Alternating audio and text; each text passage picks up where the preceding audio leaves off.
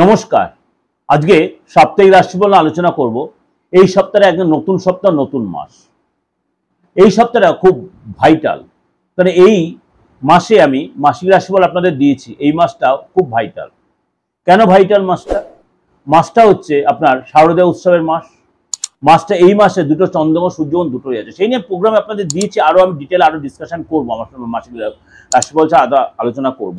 কিন্তু এই মাসটা, এই সপ্তাহটা 1 তারিখের সাথে, দেখুন সপ্তাহ শুরু হচ্ছে 1 তারিখ থেকে, আবার মাসও শুরু হচ্ছে 1 তারিখ থেকে, এবং মানে সপ্তাহের শেষ দিন অর্থাৎ 7 তারিখেই আবার আপনার পড়ছে চন্দ্রগ্রহণ। সেই দিনই আবার আমাদের পিতৃপক্ষ স্টার্ট হচ্ছে, অর্থাৎ শ্রাদ্ধপক্ষ স্টার্ট হচ্ছে 7 তারিখ থেকে। খুব ভাইটাল কিন্তু সপ্তাহটা। পরের সপ্তাহ আরো ভাইটাল, 7 তারিখ থেকে 14 তারিখ, যেটা আমি পরে সামনের সপ্তাহে বলবো। এই সপ্তাহে একটু গ্রহ সিচুয়েশনটা আপনাদের সাথে একটু ডিসকাশন করে নিই। এই মুহূর্তে আপনার সূর্য রয়েছে সিংহ রাশিতে।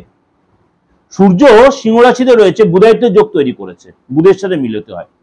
শুক্র রয়েছে কর্কট রাশিতে, মঙ্গল রয়েছে কন্যা রাশিতে, শনি সাথে সমসপ্তম যোগ তৈরি করছে, মঙ্গল আর শনি সমসপ্তম যোগ তৈরি করছে। রাহুর সাথে স্বরাষ্ট্র যোগ তৈরি করছে। রাহুর সাথে স্বরাষ্ট্র যে শনি এই মুহূর্তে মীন রাশিতে রয়েছে বক্রী অবস্থায়, এবং রাহু কুম্ভ রাশিতে রয়েছে, কেতু সিংহ রাশিতে রয়েছে বিরাজমান, এবং সিংহ রাশিতে বুধ এবং সূর্য একসাথে থেকে এবং কেতুর সাথে জুতি তৈরি হয়ে ত্রিগ্রহী যোগ তৈরি করেছে। তাহলে আপনাদের কাছে ক্লিয়ার হয়ে গেল আমার মানে সিচুয়েশনটা, গ্রহদের সিচুয়েশনটা, আপনার কনসেপ্টটা ক্লিয়ার হলো। কি কনসেপ্টটা ক্লিয়ার হলো? সূর্য বুধ বুধায়িত্ব যোগ, সূর্য বুধ কেতু ত্রিগ্রহী যোগ, শনি মঙ্গল জুতি তৈরি করছে সমসপ্তম, আবার আপনার স্বরাষ্ট্র দোষও তৈরি করছে বা স্বরাষ্ট্র যোগ তৈরি, সেটা আমি আপনাদের প্রোগ্রাম কিন্তু বলেছি।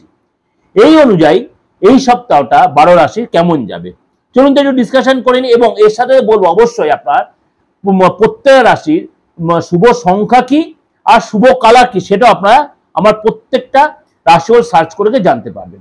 মেষ রাশি। মেষ রাশি সপ্তাহের শুরুটা কিভাবে শুরু করবেন? পরিস্থিতি আপনার একটু বিপরীতে থাকবে।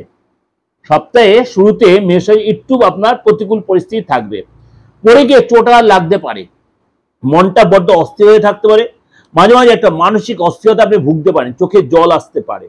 এবং আপনাকে বলবো বেশি টেনশন নেবেন না, বেশি চাপ নেবেন না, অতিরিক্ত কারোর সাথে বেশি কোনো ব্যাপারে ডিসকাশনে যাবেন না। এই সপ্তাহে আপনার মানে মানে দীর্ঘ সময় ধরে কোনো আটকে থাকা যে কাজ, সেটা আপনার ডিসিশন নিতে হয়তো একটু চাপ হতে পারে। আপনাকে অবশ্যই বলবো সহযোগিতা এবং আত্মবিশ্বাস অবশ্যই পাবেন, সেটা আপনার মধ্যভাগ, অর্থাৎ মধ্যভাগের সময়টা আপনার নর্মাল হবে, এবং আপনার ট্রাভেল করার কোনো যোগ রয়েছে, অর্থাৎ কোথাও ঘুরতে যেতে পারেন, এবং আপনার মানে ভাগ্যবশত ভাগ্যের স্বাদ পাবেন, এবং কিছু আপনার কাজ হিসেবে কিন্তু আপনার ডেভেলপ হবে। আপনি যেই প্রফেশনে, আপনি প্রফেশনে থাকুন, ব্যবসায় থাকুন, চাকরি করুন, বা আপনি পড়াশোনার সাথে, সেটা আপনার ডেভেলপ করবেন। সপ্তাহের শেষের দিকে ব্যবসায়ী সফলতা পাবেন, অর্থাৎ সপ্তাহের শেষের দিকে আপনার কিন্তু ভালো থাকবে।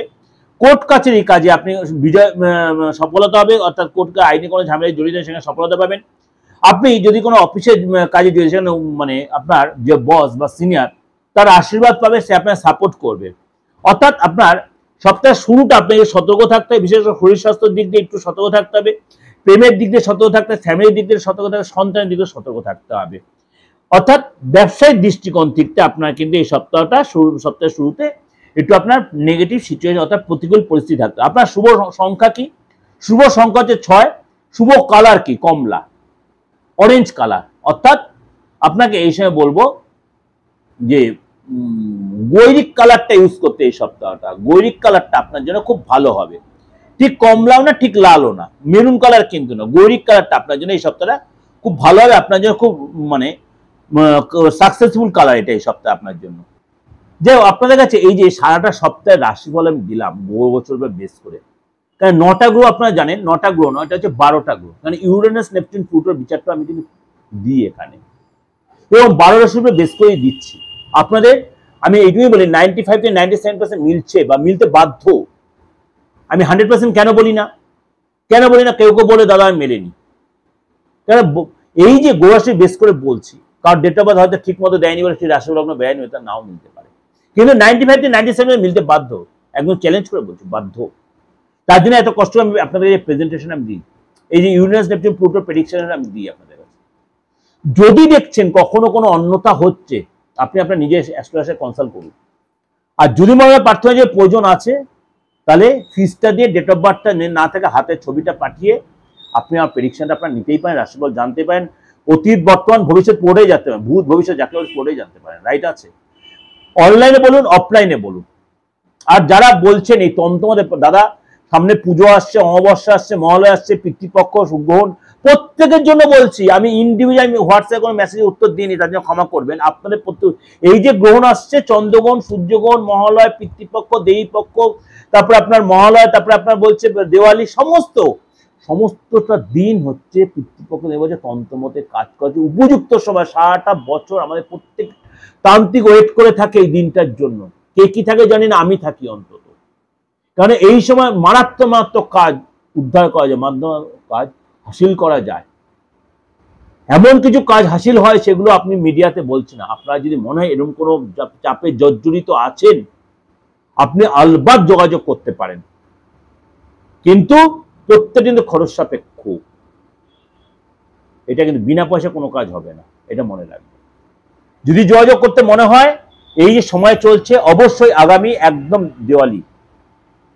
আগামী দেওয়ালি পর্যন্ত এই সময় চলবে। এই যে সেপ্টেম্বর 1 তারিখ থেকে 7 তারিখ থেকে শ্রাদ্ধপক্ষ শুরু হচ্ছে বা পিতৃপক্ষ শুরু হচ্ছে, সেদিন গ্রহণ, তারপর আবার 21 তারিখে গ্রহণ, তারপর আপনার পরের দিন মহালয়া, তারপরে দেবীপক্ষ, মানে মারাত্মক সময় চলছে তন্ত্রের জন্য, মারাত্মক সময়। তারপরে নবরাত্রি, হেভি সময়। যোগাযোগ যে ইচ্ছা হয়, বিশ্বাস হয়, ভরসা করতে পারেন। আপনার বাস্তুগত ট্রিটমেন্ট বলুন, আপনার ফ্যামিলিগত, আপনার স্বামী স্ত্রীর ফ্যাক্টর, প্রেমিক প্রেমিকার ফ্যাক্টর, যে কোনো আপনার আইনি ঝামেলা, বা আপনার বিয়ে হচ্ছে না, চাকরি, সমস্ত কিছু আপনি যোগাযোগ করতেই পারেন। বা আপনার আপনজন কাউকে ছেড়ে বেরিয়ে গেছে, আমি কিন্তু মিডিয়াতে ওই সেজে গুজে বসে ওইসব আমি করতে চাই না। এটা আমার কোনো মানে কি বলবো, আমার হিতাকাঙ্ক্ষী কোনো ক্লায়েন্ট বলছে প্রার্থনা আপনি বলুন একটু মিডিয়াতে, আপনি যে অ্যাকচুয়ালি তন্ত্রমতে কাজ করেন আমরা জানি, অন্য কেউ বুঝতে পারছেন আপনারা দেখে। তার জন্য আপনাদের এই প্রেজেন্টেশনটা দিলাম। অল ওভার ইন্ডিয়া কেন, অল ওভার ওয়ার্ল্ডের লোকেরা প্রোগ্রামটা আমার দেখছেন। অবশ্যই আপনারা এটা যোগাযোগ করতে হবে, অনলাইনে বা অফলাইনে, দেশে বিদেশে। আর একটা সবচেয়ে ভাইটাল কথা, অনেকে লিখছে আমার প্রোগ্রামটা ইংলিশ ভার্সনে শুনছেন। ইংলিশ ভার্সনটা যখন আপনার লিখে দেবেন আমার কমেন্টস বক্সে, আমি চেষ্টা করছি, কিন্তু আমি ইংলিশে কিন্তু প্রোগ্রামটা করছি না, বাংলাতেই প্রোগ্রাম, বেঙ্গলি ভার্সনে প্রোগ্রাম করছি, কারণ আমি বাংলার চেয়ে বাঙালি ভার্সনে প্রোগ্রাম। ইউটিউব এটা কি করছে, ভার্সনটা অনেক সময় ইংলিশে দিয়ে দিচ্ছে। আপনি কি করবেন, আপনার ভার্সন, আপনার যে স্টেটের লোক হন, আপনি আমার শুনতে ইচ্ছে, আপনি আমার ভার্সনটা চেঞ্জ করে শুনে নিতে পারেন। আপনি উর্দু ভাষায়, উড়িয়া ভাষায়, আদার ভাষায়, যে কোনো ভাষায় আপনি শুনে নিন। কিন্তু আমি বেঙ্গলি ভাষায়, যা আমার বেঙ্গলের লোকের বাংলা ভাষায় যা প্রোগ্রাম শোনেন, যা ভিউয়ার্স, তারাও যদি মনে করেন যে আমার ইংলিশ ভাষায় প্রোগ্রাম হচ্ছে, আপনি সেটিংসে গিয়ে সার্চ করে আপনি বেঙ্গলি ভাষায় করবেন, বেঙ্গলি ভাষায় চলে আসবে প্রোগ্রামটা। যাই হোক, আমি ইংলিশে করছি না, এটা আপনাদের ক্লিয়ার করে দিলাম। প্রত্যেক জন্য আপনাদের কাছে এটা জানিয়ে দিচ্ছি আমার এই সিচুয়েশনটা। ভালো থাকবেন। যোগাযোগ করতে হলে অবশ্যই এখন থেকে যোগাযোগ করতে শুরু করবেন। যে কোনো তন্ত্রমতের কাজ, অ্যাস্ট্রোলজিক্যাল প্রতিকার, আপনার প্রেডিকশন, আপনার যে কোনো বয়সে, যে কোনো ধর্মে, যে কোনো জায়গা থেকে। ভালো থাকবেন, নমস্কার।